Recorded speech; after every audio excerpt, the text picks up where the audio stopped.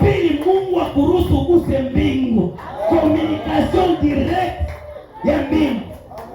Ndio kwa maana tena nilikwambia ilibidi Yesu akuwe kichwa. Bakambia Adamu, hivi tu ulifanya dhambi, hii mlongo itakusalia nini? Mimba. Asema siku wanakamata Yesu bakampiga, bakakunja ile mimba yenyewe walitema Adamu, walimwambia ka utongo itazala mimba, bakaifanya kuwa koroni. Olowe yake chini, bakaitia kukichwa Yesu. Manake Yesu abebe mimba, lakini mie nitembee tena pasipo mimba.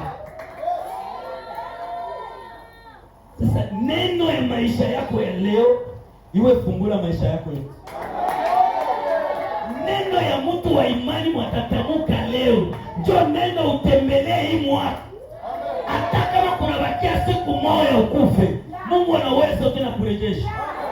Hata kuna bakia siku moja haibu yote ishe, ile siku moja tu ambayo inabakia, Mungu haifanye. Sema tu inawezekana. Sema tu inawezekana. Eske kuko mtu ako na imani hapa ambaye atakauza